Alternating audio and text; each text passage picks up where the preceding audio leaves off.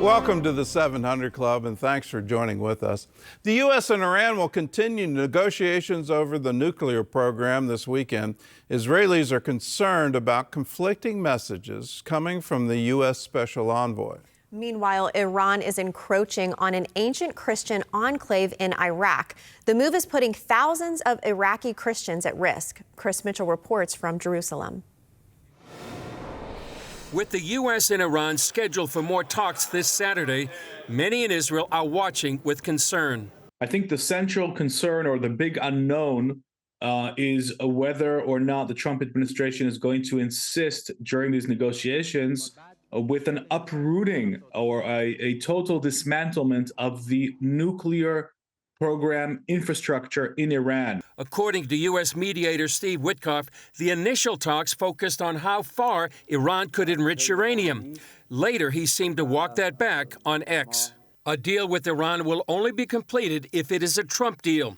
Iran must stop and eliminate its nuclear enrichment and weaponization program. Lappin says negotiating over enriching uranium goes down the same road as previous administrations. But it didn't take apart the nuclear infrastructure, those underground sites and their centrifuges in Natanz, in Fordow, and other sites across Iran. You know, what Prime Minister Netanyahu described as the Libya model, which is really destroying the very ability to enrich uranium and not just freezing the enrichment uranium process. That's the concern. That's the big unknown. Iran is not only threatening Israel, but tens of thousands of Christians in northern Iraq. Nadine Maenza is the former chair of the U.S. Commission on International Religious Freedom. Well, unless the United States intervenes immediately, the historic Christian city of Karakash in the Nineveh Plains of Iraq will fall tomorrow into the hands of U.S.-sanctioned Iranian-backed militia leader Rain Kildani. So Kildani has already ousted 14 other mayors and directors from the Nineveh Plains. Maenza wrote a letter to President Trump that the White House has a powerful opportunity to protect the Christians of the Nineveh Plains during Holy Week.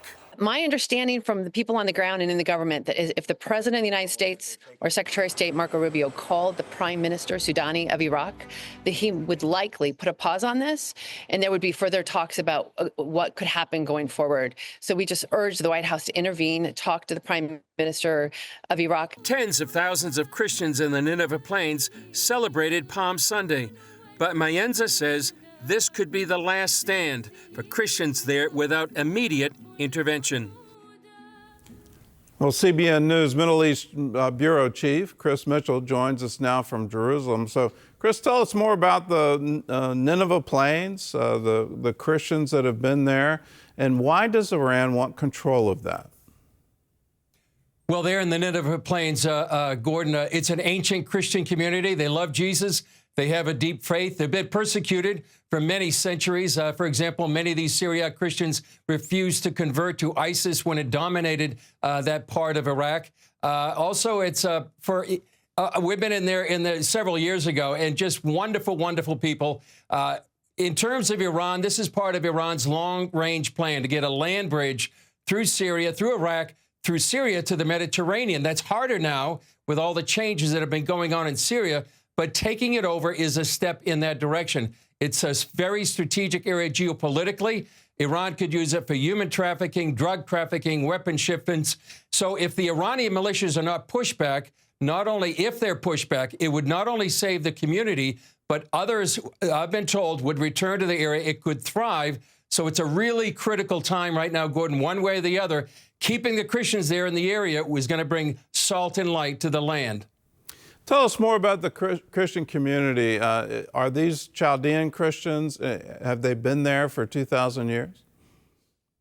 Chaldean Christians, Syriac Christians, a diverse community. But yes, they have been there for centuries, maybe one of the first Christian communities in the whole region. And that's why they feel like right now they're at risk. And what they're hoping President Trump is going to do about it is really going to push back on what's happening.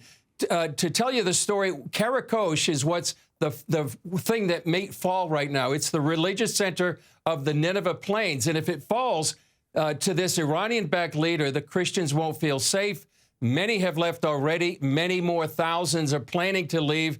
And as we said in the report, it could be the last It looks like we've lost Chris. Please be in prayer for this community. This is one of the more ancient Christian communities in the Middle East. And I've heard for several decades now, why aren't the Christians in America concerned about us? And whether that's the Christians in Armenia or the Chaldean Christians or the Syriac Christians, when ISIS was devastating them, when these radical Muslim groups were coming in. Well, one of the history lessons here is the Baathists were in control of Syria and Iraq for decades, and they were essentially a secular government, and they provided protection for the Christians. And in their removal under the Bush administration in Iraq, and now what just happened in Syria, those protections are now over, and the radical Muslims are coming in, and they're literally taking the ground. And the persecution is horrific. They're killing, and they're destroying churches, and we're losing a huge part of Christian history in our lifetime. So let's pray for them. Let's advocate for them. Let's do anything we can to protect them.